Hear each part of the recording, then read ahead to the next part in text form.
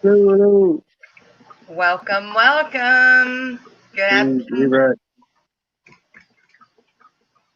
Good evening. Darlene's Tanks.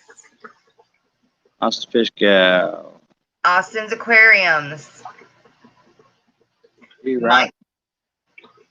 Michael Toes. Danny Weshy. Miss Laurie. DD. So DD. Denny said, time to boogie. J-Rock. Hey, Ricky. Miss Susan.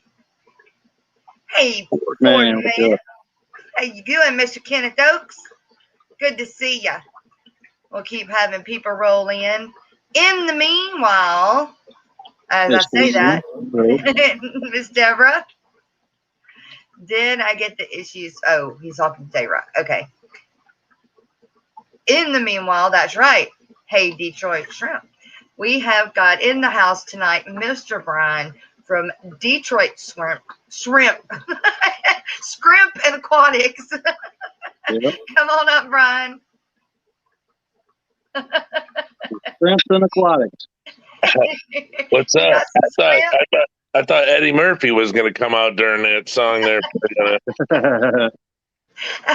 dang. What's that movie that he was in? I need help with words. What's happening? What's going on? How you doing, Brian? Thank you for answering the call of down the Bayou. Oh no. I'm glad. It's cool. Where we misconstrue words all the time. Yeah. Well, it's right where I fit in. So. Right. It's yeah, it's an honor. I like the show you guys put on. So. Great. I'm glad. I knew my time would come. I just didn't know when. So. And the weird thing is I had to ask Chubz. I was like, didn't we already have Brian? I thought we already had him on. My side of the Bayou. What I try to do is, what I try to do more. It seems like I'm doing it more than I'm actually streaming. Is going on other channels and saying hi and participating instead of.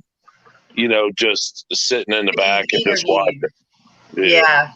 Which is good. I think it definitely has. I know it's gotten you some more people. Yeah. And well, YouTube, you know how that is. They make you think that you're stuck in a spot for a while, and then all of a sudden, I think I went from 603 to 622, and I didn't stream for a whole week. It just keep going up, tick, tick, tick, tick, tick. Yeah. I was on, some game show or something. I was like, oh, this is cool. All right, good. Everybody else doing it for you and talking about you. So. Well, it's. I mean, to be honest, when all this started, no one really knew how YouTube really worked, and you see these channels with hundreds of thousands of stuff. And I mean, not for nothing, my son watches these video games on YouTube and these guys scream and I can't even stand it. And they got like million subscribers. I'm like, wow, I can go on YouTube and scream and people will follow me.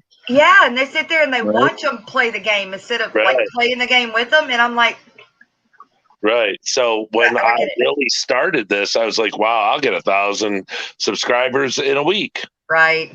And then, you actually find out the hobby is, it's not a niche. The hobby is the hobby. I just come to find out that, I've been a fish guy my whole life. So, it's just then I went from just keeping fish to wanting to become a breeder. So that's when I went to discus. Yep. And then after discus, when the market slowed up and there wasn't any money, I was like, I love keeping them, but they're so expensive. I'd rather just keep 2 or 3, but I had like 95 of them. So I sold them. And then I went into shrimp. you know, so it's kind of like I have all the shrimp tanks and like very little fish tanks, but you know, knowing that I'm in this little niche of a corner, I was like, wait a minute, I'm a fish guy too. So I got to like incorporate some of that in with these little guys, you know, so. Yeah. Now, that is one heck of a jump. You go from discus to itty bitty shrimp. Yeah. Discus eat. It's not the size, it's the color. Yeah. Oh, I agree. I have an addiction to the, I like art. Like we got a lot of black and white stuff. We do a lot of photos on the walls. My wife does it all, but it's I like the color and discus. They're just like you know, airbrushing. Like you go and see somebody airbrush on the side of a train car or something. You're like, you know, I don't like it on a train car, but it does look super cool. Right. Like that. See, that's what I'm saying. So when you look at a fish like that, you're like, wow, could you imagine somebody painting that? Or that. So, oh, yeah. Those are some that I got from Aquashella. And my problem is they ain't got nowhere to put them on the wall. Every place is taking up as much as I can with fish tanks. Yeah. No. And if it ain't, it needs to be. Yeah. But yeah, I mean, I want to do discus, and I keep saying I'm gonna do discus. They're actually quite easy if you have a you know, if you have an older tank, I should say.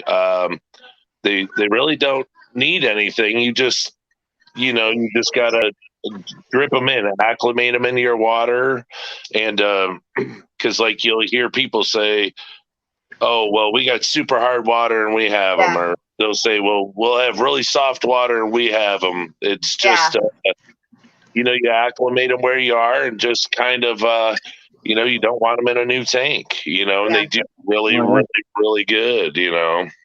So when you were doing it, were you selling them to pet stores or were you selling to? No, just Aquarius. Customers. Yeah, I got all of my. I never got any from Jack Watley. It was all from Hans. Yeah. Discus. I got all my stuff from Hans because you know he's connected to the people in Germany and they started all that breeding and then he came here to bring it. So he's like their lifeline from there to here that it goes everywhere, but.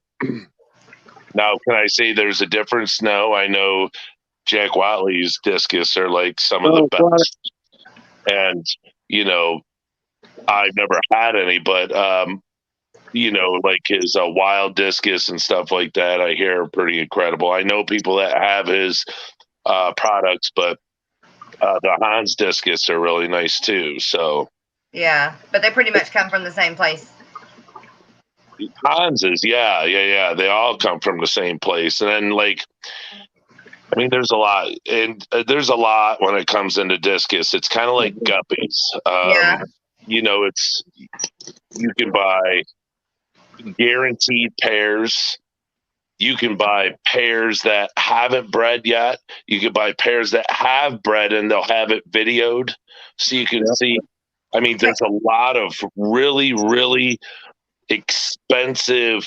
It's kind of like puppies, you know. It can get really high priced. Yeah. Now, how can you buy for the paint job though?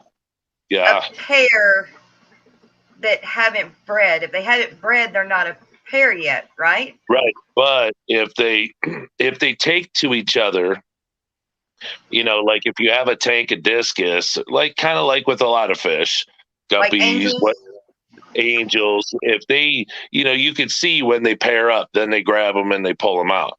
But they haven't had, even if they laid eggs, if those eggs aren't viable and they don't turn into fry, then it's not a guaranteed pair because they have not had fry.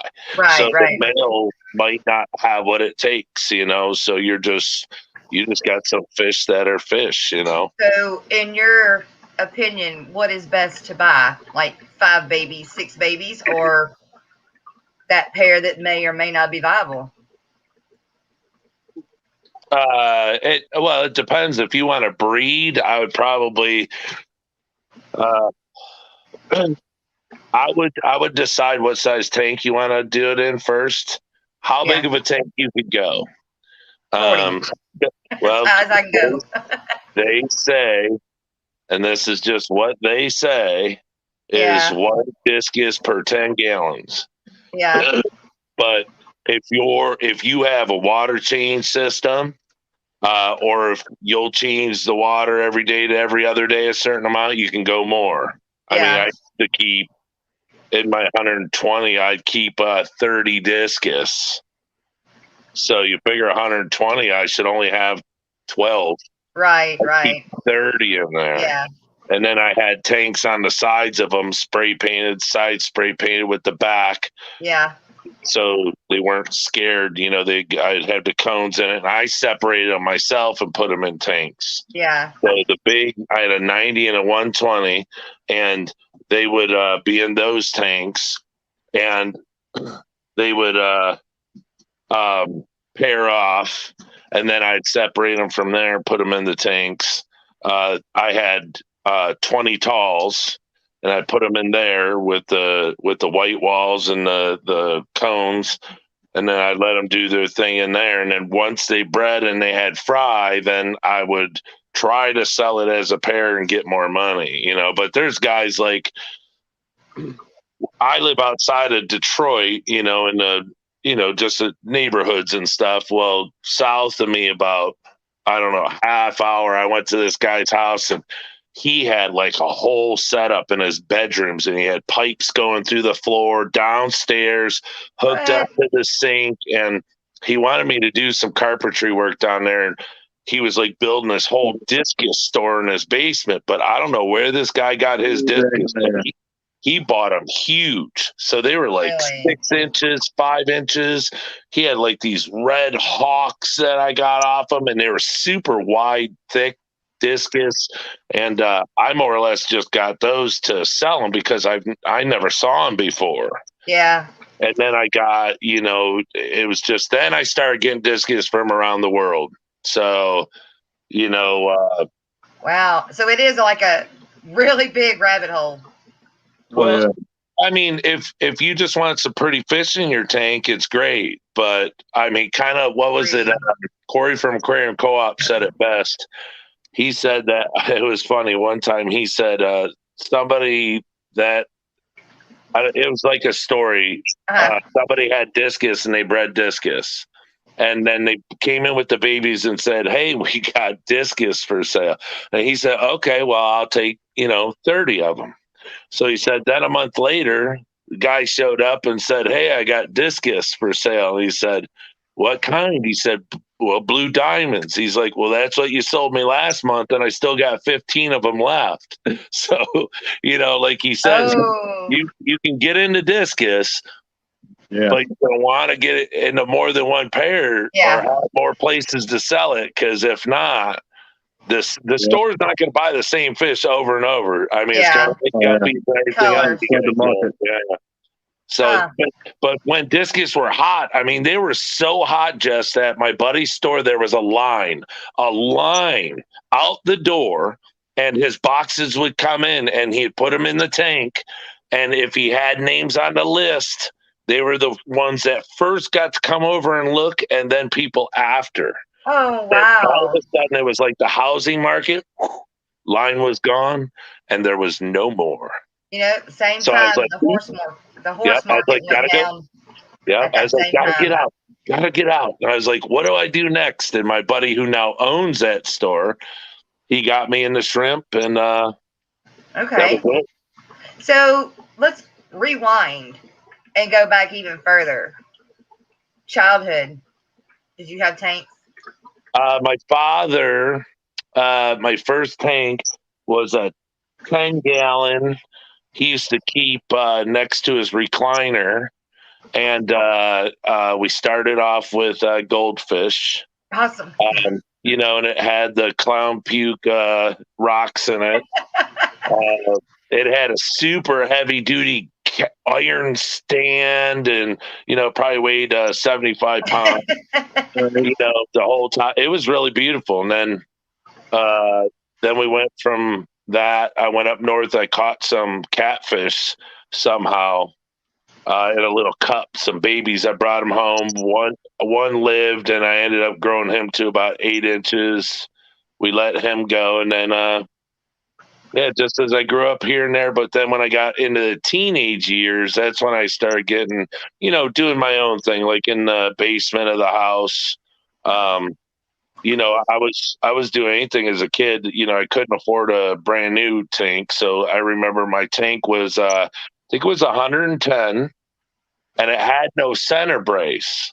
Oh, so wow. What happened was the person I got it off of built a brace out of 2x4, and it was super cool. So they built a super tight frame all the way around the top of the tank on a 2x4, and then they strapped across the top, front to back, they screwed 2x4s.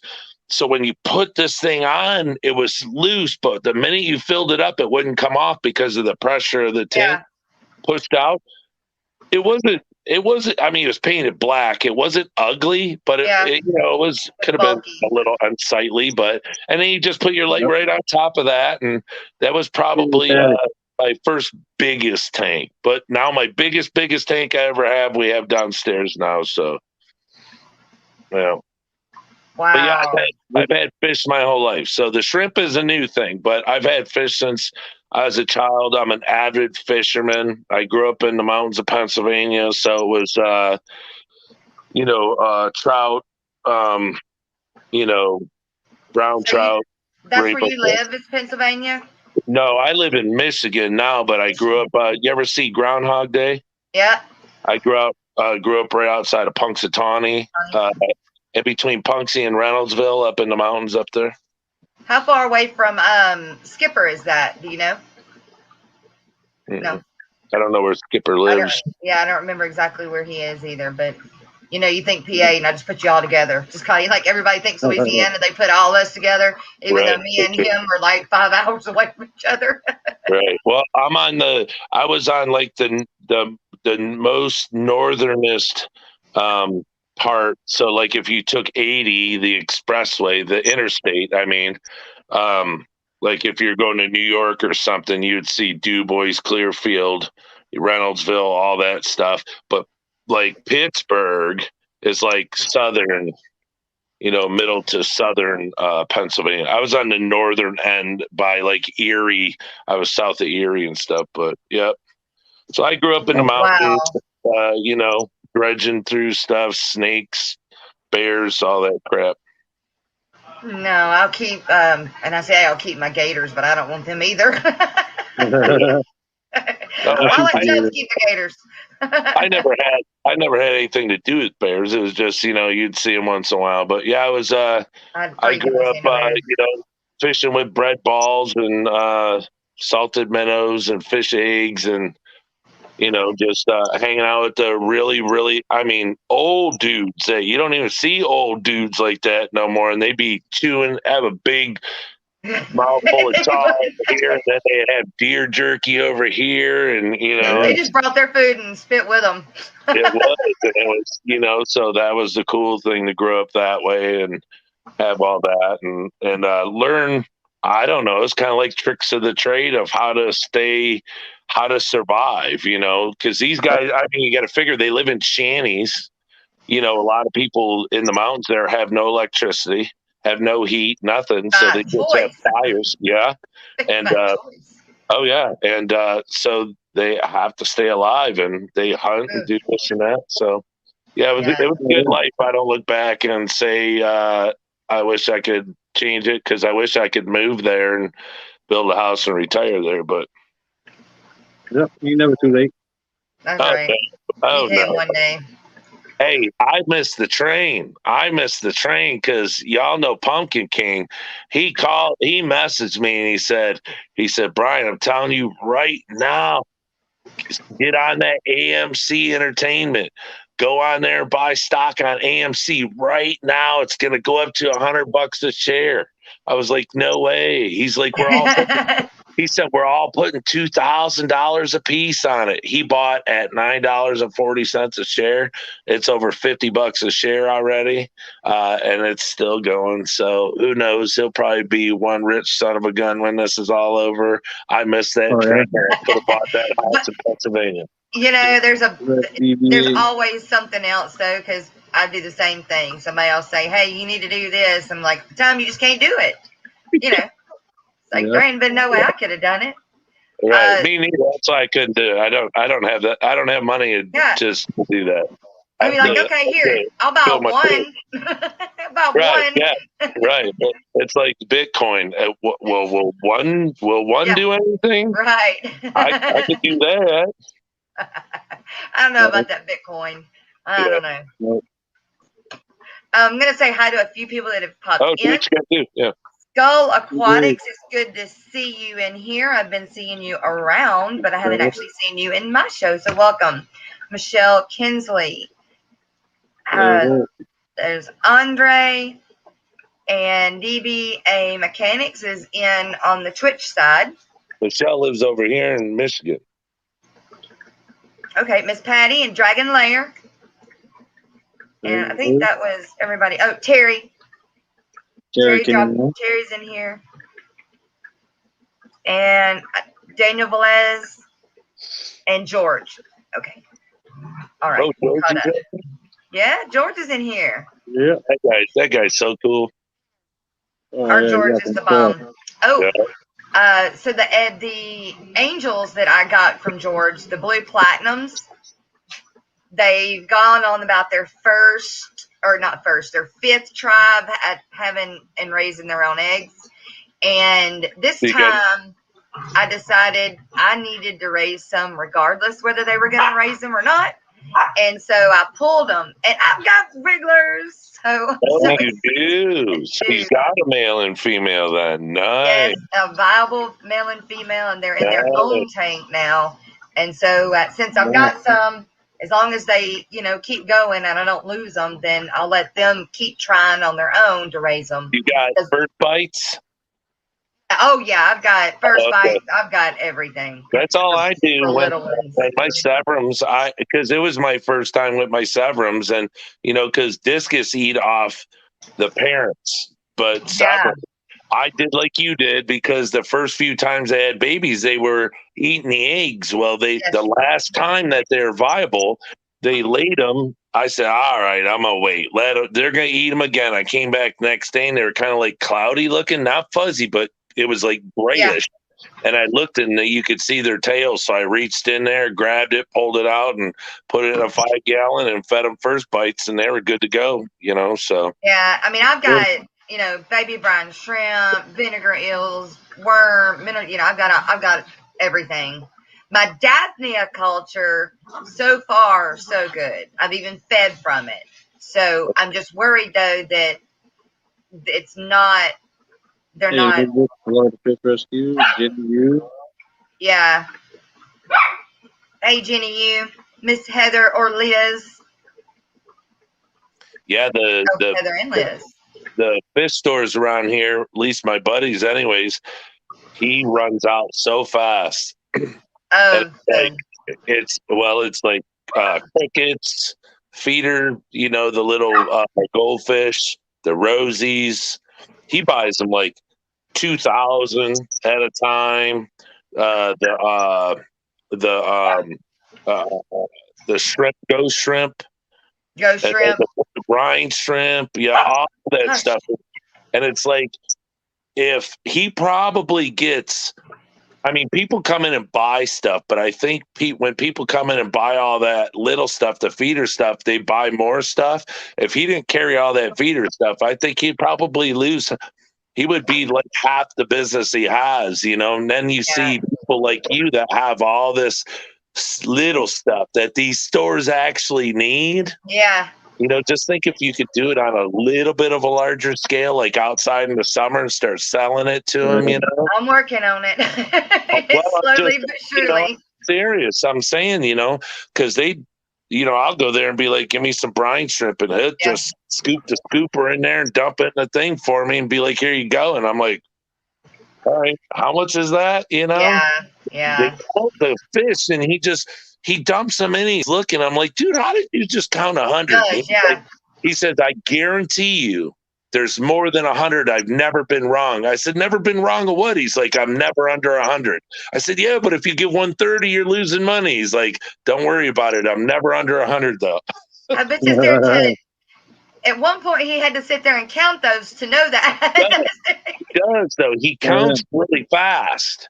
But Ooh, like I if can't. 5 go through and he only counts 3 for that really five, quick, then you can look at a basket of shrimp and see and just kind of guess. There's this many shrimp, but you do it long enough, you're gonna know. yeah, right. And you could be 20 on the plus, and it's not going to hurt you, but your buyers will be like, holy heck, I got some extra. Yeah. Nothing wrong with laying that. I've got scuds and sea shrimp that I've started separating. So I have those cultures outside, which those are going to go off like that. I mean, I don't want them and I've got them, So it don't take much for them to spread. No. Uh-oh.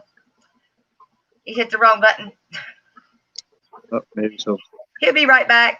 It's okay to give us a second to get caught up. Oh,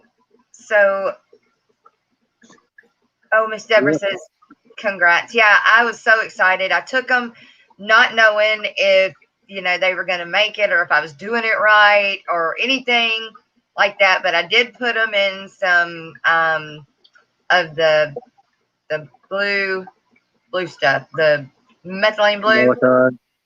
And so far so good. I see about 50 wigglers, so I'm happy with that to start out with. Yeah, that's pretty good.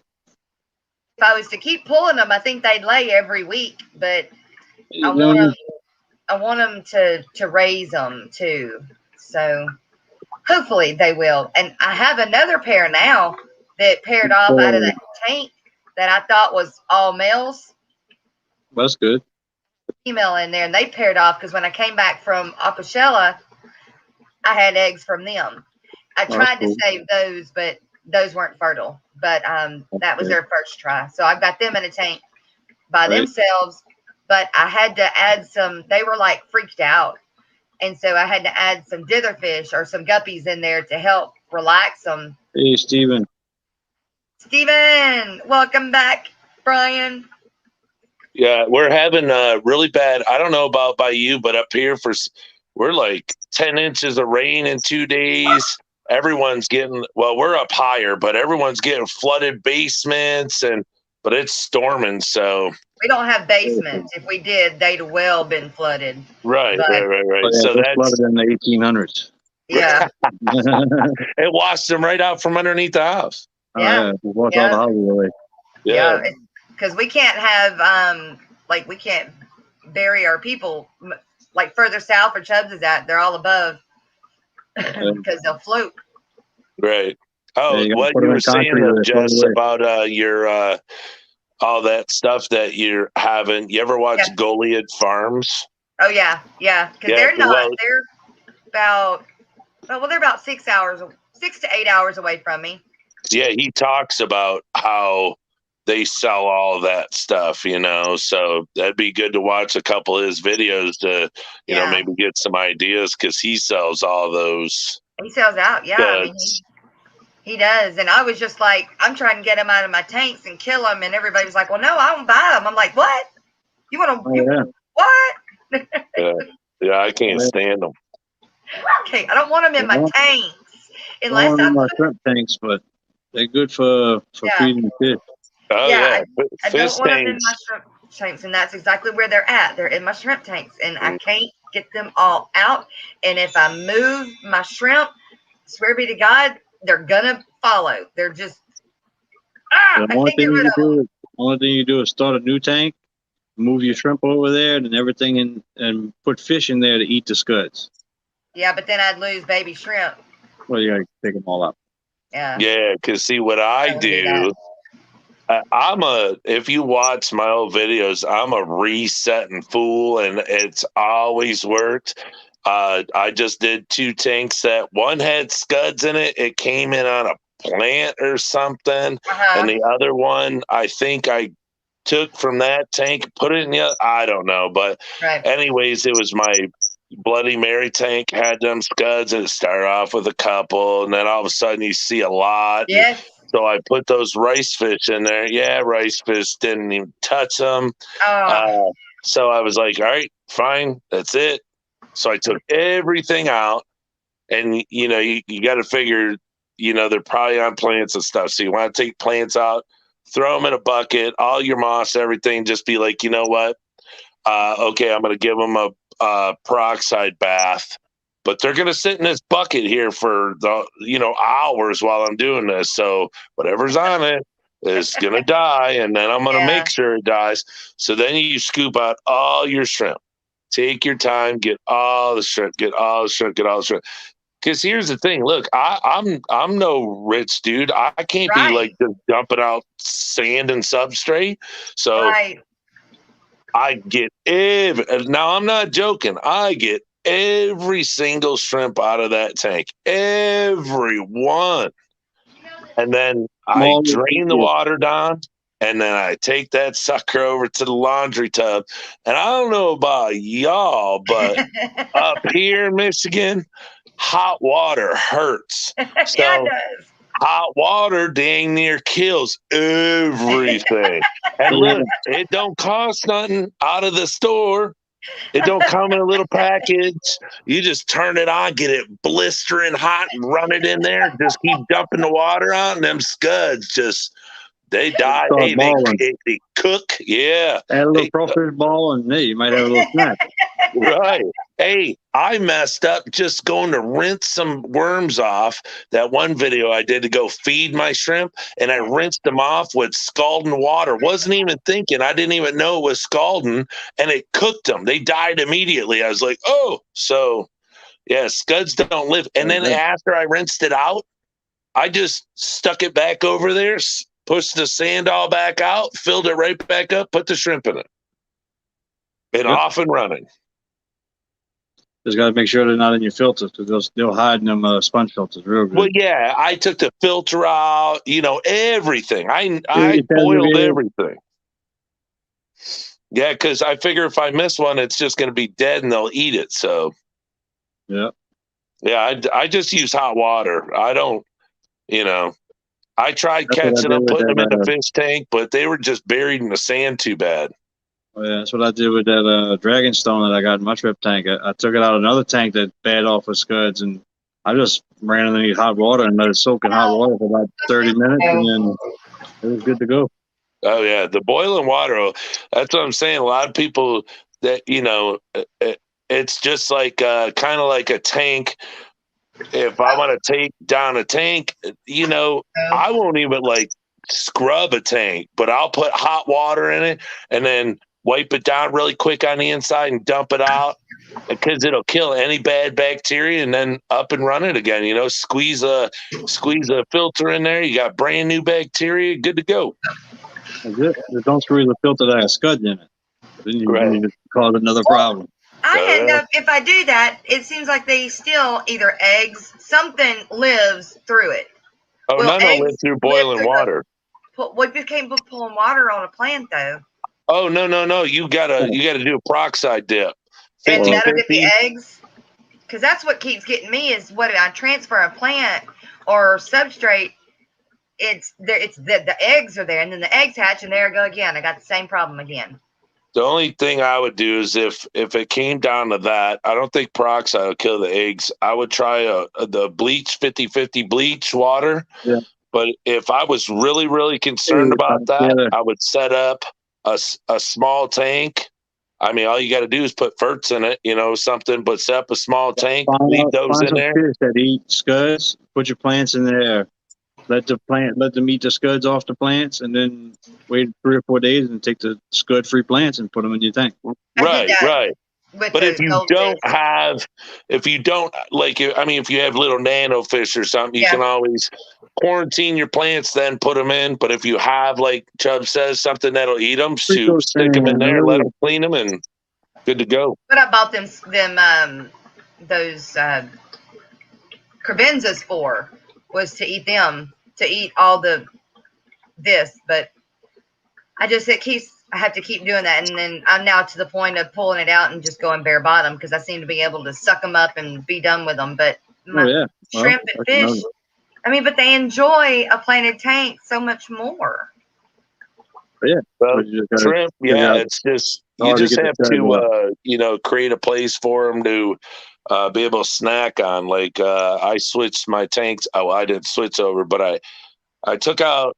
Because I'm trying to do stuff, monthly to bring new stuff, just like all y'all doing stuff, to change it. That's the whole reason we're on here, to bring new information. Well, I keep trying to put myself, I mean, it really sounds dumb, but in that little stream next to the shrimp to think of what's going on what can I not do that this stream's doing? Well, I can't give it fresh water 24/7. So, so now I put lava stone in there, lava rock, and I took out anything that can rot. So the wood's gone, the cholla wood's gone, anything. So it's just plants, my substrate. And now I have the lava rock in there because with just a sand substrate, I had to talk to some people that, know more than I do when it comes to shrimp, because I mean, I'm learning just like everyone else. But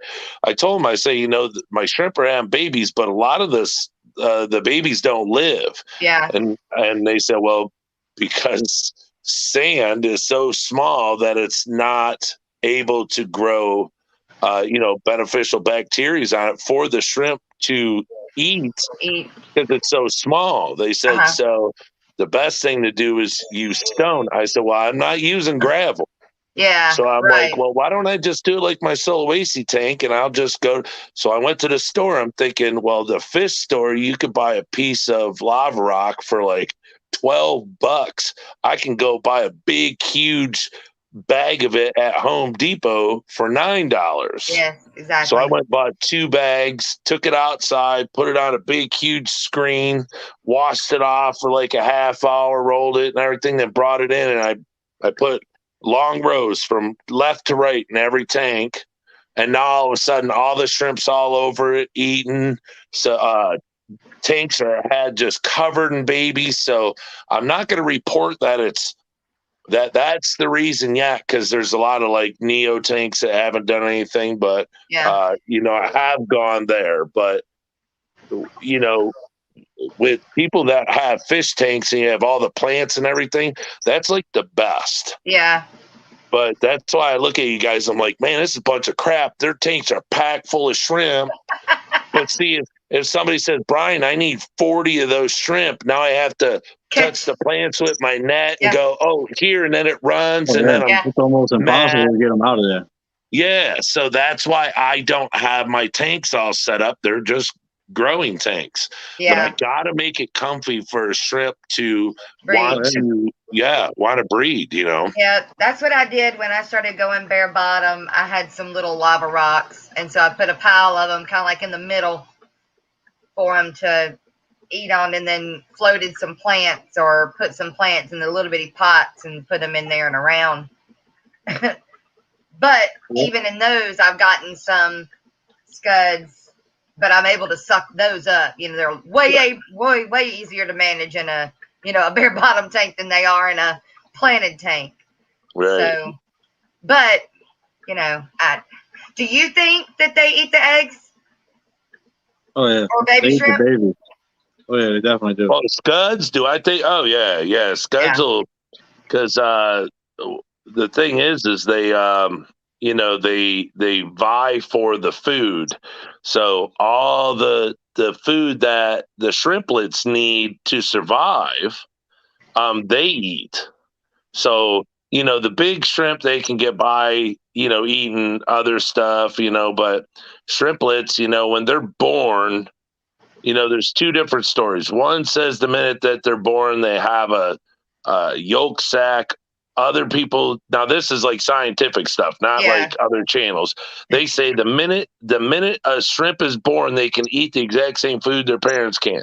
So but they're so small. It's got to be a little itty bitty piece. Yeah, yeah. Well, if those seed shrimp are going through there and eating that, and then they're so soft and delicious. Yeah. You know, think about how tough a seed shrimp is. You know, them things are beastly. You know. Yeah. You know, they're bogarting somebody out of their life. That's what I think. I think that they do either out eat them or eat them as they're just freshly, born with the yolk sac on. Yeah, now that's what I'm saying. I don't think that maybe they can if they gang up on it to kill it, but I think, like you're saying, the minute they're kicked, they're so small. Yeah, they could tackle them pretty easy. That's why, like, I don't keep bristlenose in there. I don't, I don't keep anything in there. I'll keep little itty bitty fish. But yeah, I seem to I have a tendency to believe that fish and shrimp, they they go hand in hand. If you got small enough fish. I'm never even guppies. I'm sorry to say, if you got a planted tank, them shrimp can hide, boy. Sure.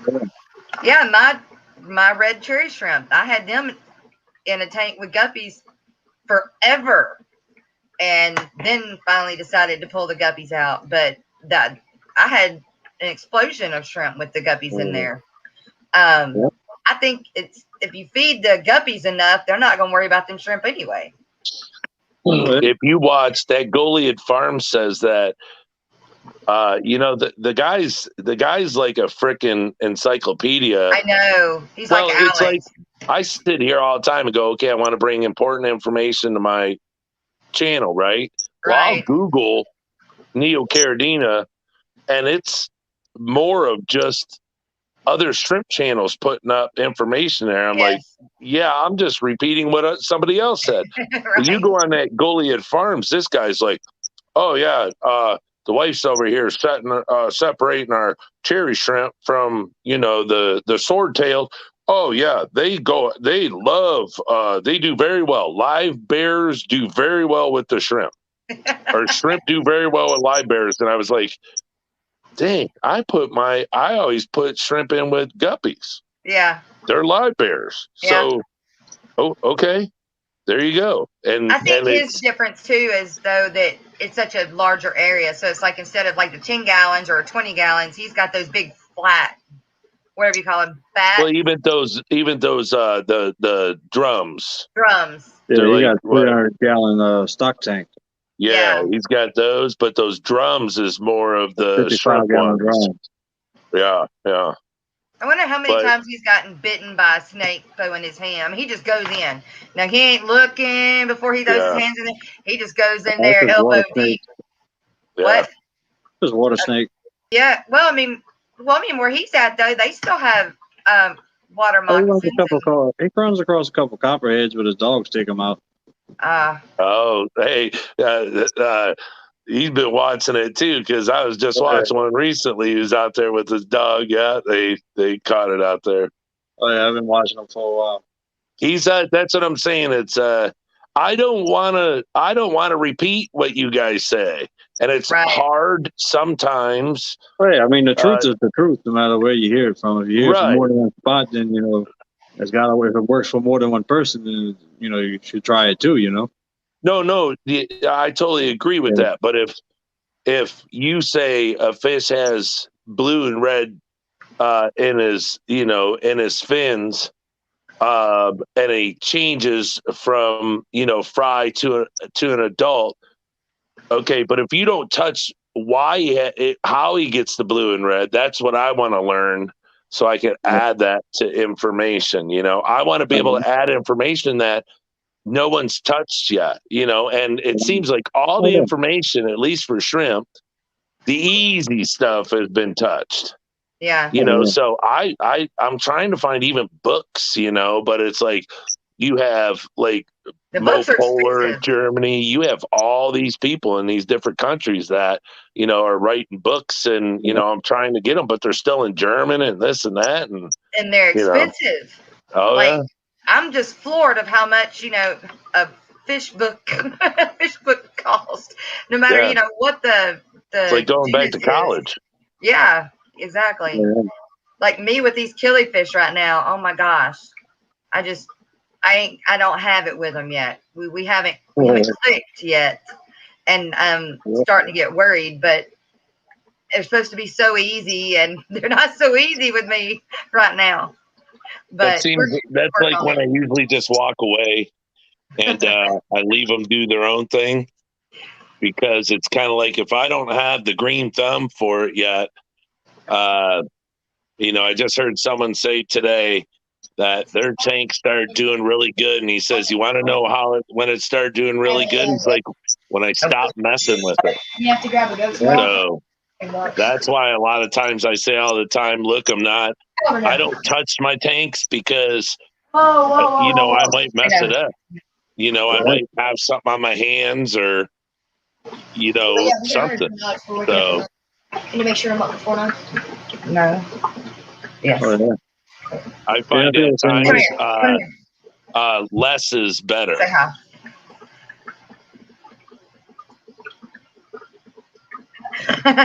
He's got a son your age. Cool. We're talking about it. There's Chubz. Detroit's there. Everybody else that you know in chat. No, he keeps calling me. That's why I keep looking that way. Because he don't know I got a stream going on. Luke came out once and he had one of those little red those little red bears at the zoo or whatever. It was on his head and he's like, "Hey, have you seen my red bear?" I was like, "What?" And he's over here. I'm trying to talk to you guys. He's like, "Have you seen my red bear?" I'm like, "Whatever, dude." They don't. Yeah. They just Mom, you push mute. Mom. I'm like, well, I still haven't turned my head. All right, Mom. Yeah. I don't do that either. Mom. Whatever. I don't. You know for a fact I don't do none of that crap. Yeah, you do. Unless I need something. Hey, Sorry. you know, it really messes them up is when you turn around and go, "I'm not your real mother." And he's like, "What?" And then you're like, I know think for about damn that. sure I'm his real mother. Yeah, I'm not your real mother. Quit calling me Mom. We'll talk about this It's only later. strange when you say it, Brian. Yeah. So, what kind of shrimp do you have now? What? Caridina, Neocaridina, Sulawesi, and now I've I've dabbled and I'm doing pretty good with one. I think the other set was just a weak set, but I have the Babaltis now. So I have the zebra Babaltis and I have the green Babaltis. I actually had some greens before and they got buried up and no babies. So what happens when they do that? What's that? What happens when they do that? Because I know mine do the same thing. They'll get buried. I know they're buried. They've got babies. I see them. But then. Have you checked your ammonia? Do you have dead snails? I don't know. I mean, maybe. Check your ammonia because it seems to be a tendency in my tanks that, like this tank, I mixed the two types of shrimp because Babaltis won't breed with Caridina. I mean, with Neocaridina because they can go in either water. But I mix them, but they don't have the same organs, so they don't interbreed. Okay. And they're a little more sensitive, but I think because there was a few dead snails in there because I started not feeding so much that the dead snails created the ammonia effect and it killed them. So somebody was pointing that out to me recently and they were saying, "Are they ram's horn snails?" I said, "Yeah, why? Ram's horn and pest snails." And they said, because it does the same thing in mine, but Malaysian trumpet snails don't die. And I'm like, well, you're right. It's like trying to kill Superman. So now I put one Malaysian trumpet snail in every single tank. Yeah. And I'm getting all the ram's horn snails out because, they'll die off. And you won't if know there's it. not enough food. Well, they just make too many babies. Yeah. It's like I've got mystery snails in my orange tank, which is the one that I keep seeing them get buried up but not having any babies. I don't You got think I've what kind? done any. Mysteries? Oh, mystery Oh, I snails? do have ram's horn snails in that tank. I dang sure do. Yep. Are they dead? The ram's horn snails? Are there any empty shells in there? Dead shells? Yeah. Yeah. But see, what I've been doing with a lot of my shrimp tanks is taking the ram's horns and just, as the real small ones, and just kind of smashing them against the tank and just letting the shrimp devour them. Well, yeah. Oh, they love it. They love it. But my thought process was, I don't feed a tank to feed the shrimp. I mean, the snails. But what was happening is, you go feed a tank and I have so many tanks and it doesn't matter if you have so many tanks or not. A lot of times when you feed, you're in a hurry. So you hurry up, chuck the food in, turn around, leave. Well, if the stuff isn't hungry, well, guess who comes over to that food lickety split and sits on it and eats it. And then they go, oh, wow, there's enough food in here to have babies. So then they start laying eggs everywhere. And then the eggs are born and you cut back and there's not enough food to keep them all alive. And then they all start dying. So now you have an ammonia spike, even if it's little. I've noticed if it's little, because usually if you have in a fish tank, if you got ammonia, it'll usually turn pretty quick, from yellow to green. Yep. Well, ammonia in a shrimp tank might not be that strong. So you have to sit that little test tube down and give it about 5 minutes and then look at it. And you'll see the slightest amount can kill those shrimplets. Huh. Oh, yeah. So that's why I've been getting rid of those, and I let the MTS burrow through the sand because that's all they do, though. So they'll break up any gas pockets, anything, and that's it. But that was brought to my attention. I didn't come up with that. I was just like, God, why does this happen? I got all these dead snails. I'm cutting back on food. This is really good. And they said, you got ram's horn snail? Yeah, well, that's what's doing it because they're dying and it's causing all this ammonia and your babies are dying. I was like, son of a. So that'll do it. Yeah. But see, I didn't know. I mean, All right, Chubz. I'm gonna go ahead and switch over to my side of the stream and go on the other side. See you in a minute.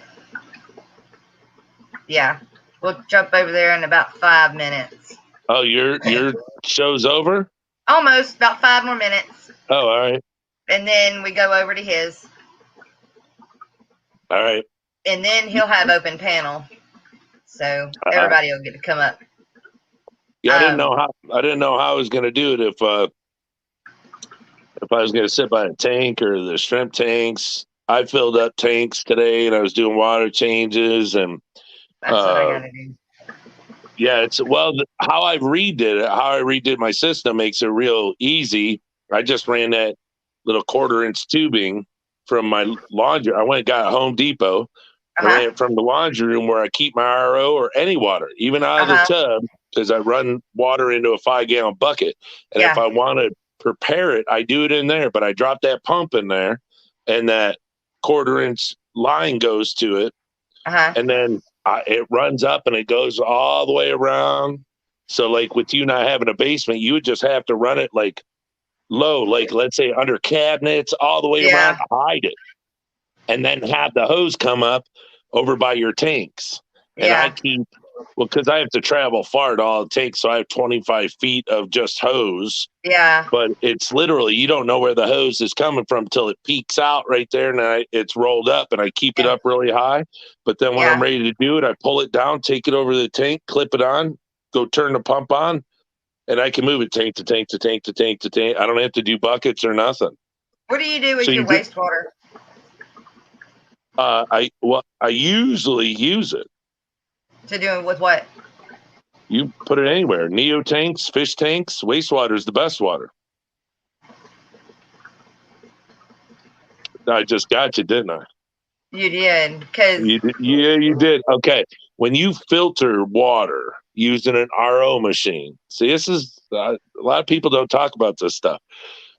Your membranes and all this stuff, RO means nothing. Means nothing in the water, right? So your system, your RO system, runs it through the filters. It takes all that stuff out, and it runs it wherever you run it to. Well, the wastewater side, it comes out with none of the bad stuff, chlorine, chloramine, all that. None of that. But guess what? Your wastewater's filtered because it just went through all those filters. Yeah. But it comes out with all the minerals because it doesn't come out the RO side, it comes out the wastewater side. Right. So now you just had all that water run through, and all it is mineral water that just ran through an expensive RO machine. And like my water, well, I tested it the other day. It was a little higher. It was like 113, but usually comes out about 102. Oh, but my gosh. when I run it out the wastewater, it's like 150, 160. And then mine comes out of the tap at about 450. And what's it come out of your RO? I don't know yet. It comes out of the wastewater at 450? No, just out of the regular tap without it at about 450. Right. Now check it when it comes out the wastewater.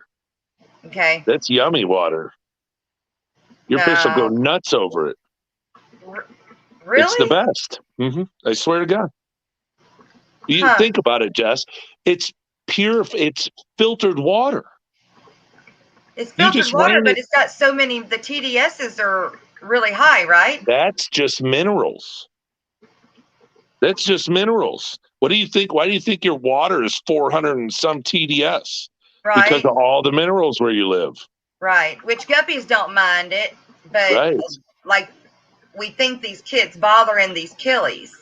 So So check your wastewater, put the TDS pen in a cup of wastewater, and see what that comes out. I mean, you could drink your wastewater. Oh yeah, it's filtered water. Right. Yeah. I wonder why they call it wastewater. Well, it's wastewater because it's you have an RO machine to get pure water.